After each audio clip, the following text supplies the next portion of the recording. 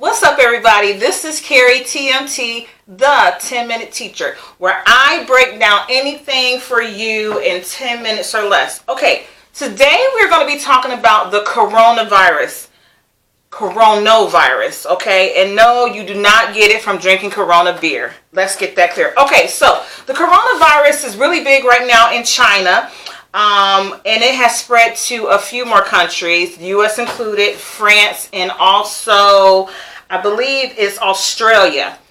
So what they're calling this, the coronavirus, this is what the symbol that they're using, which raises a few red flags for me, simply because coronavirus is actually a name of a class of a virus that you get. Some ones that we had in the past that you might be familiar with, SARS, yeah.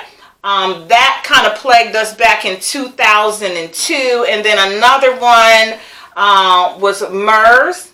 It was the Middle Eastern Respiratory Syndrome. You probably didn't hear much about that one because at the same time, between 2014 2015, we were being plagued with the Ebola virus. So those were going on about the same time. Okay, so let's talk about some symptoms of this new coronavirus. So first of all, it has been reported that people have a fever, a dry cough, not to be confused with a productive cough, meaning you're hacking up whatever's in your lungs. No, this is a dry cough. And also, then after that is followed by shortness of breath. That is, trying to get your breath. So they say these symptoms start at about 8 days after you're exposed to it. So, if you think you have these symptoms, a lot of us do just from our day-to-day, you can kind of tell if it's not the regular flu. It's because with the regular flu, you also get some sneezing and a runny nose. But with this coronavirus, those aren't there. So this is what they're saying. You could have the coronavirus, but if you don't have any comorbidities, meaning you don't have other things other underlying things like you have cancer, or you're just frail, malnourished, or that you have COPD or any heart disease like congestive heart failure, things like that. So what they saw, which was reported, was that people with other comorbidities, they were the ones who really got sick. So what they found so far, that these were in middle age, 40s to 60s, and most of them were men, okay? So, like 73% were men.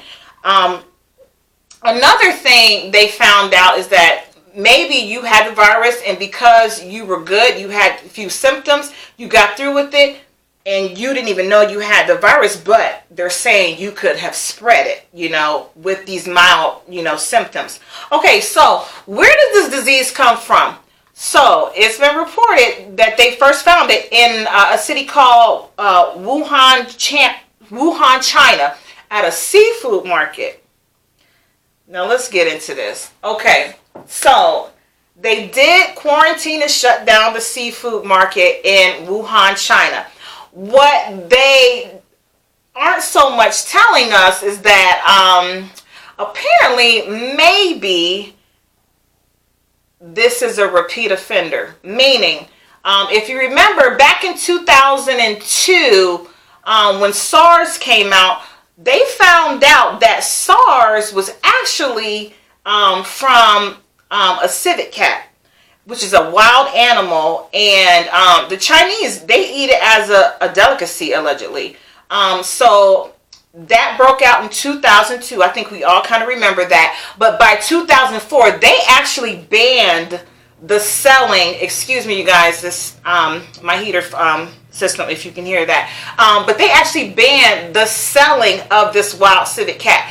So, meaning, if you caught one in your backyard and you just wanted to eat that bitch for food, you could do that, but you couldn't sell it. So, fast forward to today, 15 years later, there was video that surfaced from a concerned buyer over there because they found out this disease came through like the very last day of 2019, like December 31st, 2019. So the first week of January, a concerned citizen went through this fish market, and they found not only did they have, seafood for sale, but they had wild animals in cages, for sale. They had things like snakes, mallard ducks, the civet cat, and they also had raccoon dogs.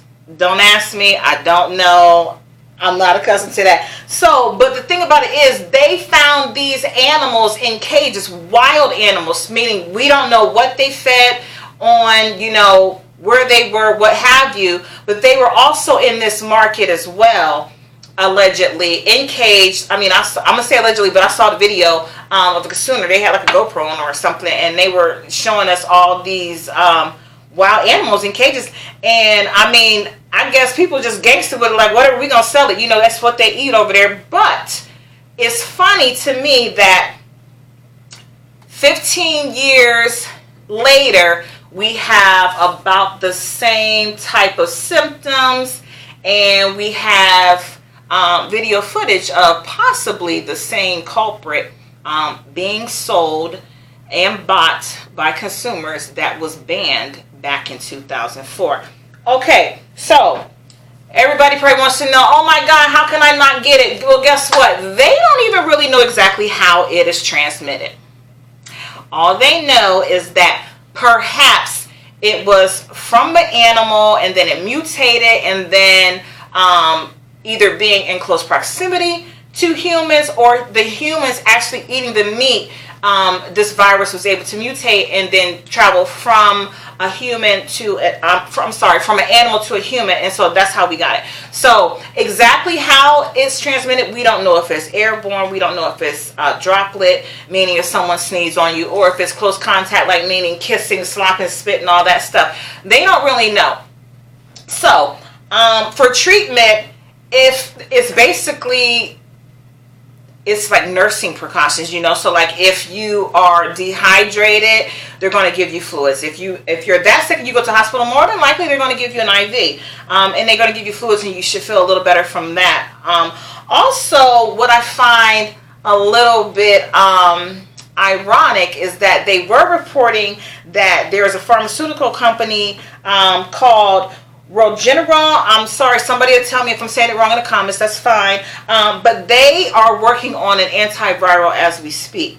And also the US NHI, they are working on a vaccine, and they said it should be out really soon, which I'm a registered nurse, and that really just confuses me, because before you can put out anything pharmaceutical to the public, it has to go through so many channels of being tested to make sure that it is safe on the consumers who's going to use that. So that I don't know. I mean, I'm just reporting that. It was reported that these pharmaceutical companies are working on antivirals and vaccines, because as of this point, there is no medication. You can't take an antibiotic for this disease because it is a virus. So you will need an antiviral. So there is not one as of right now, and there is no vaccine for it right now.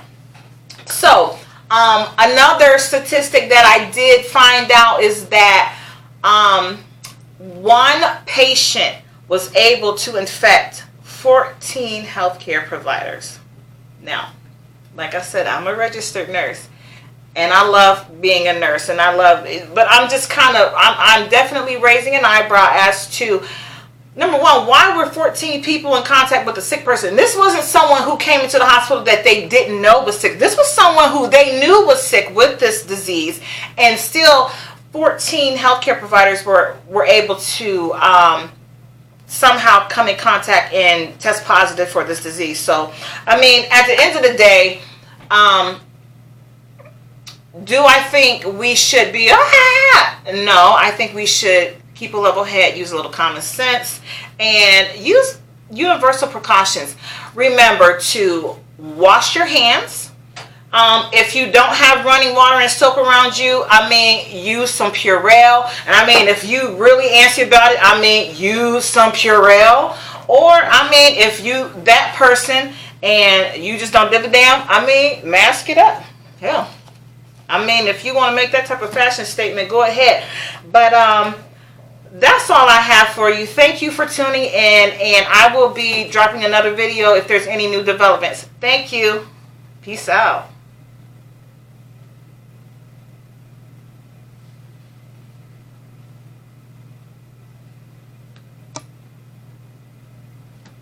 I don't know how to pause it.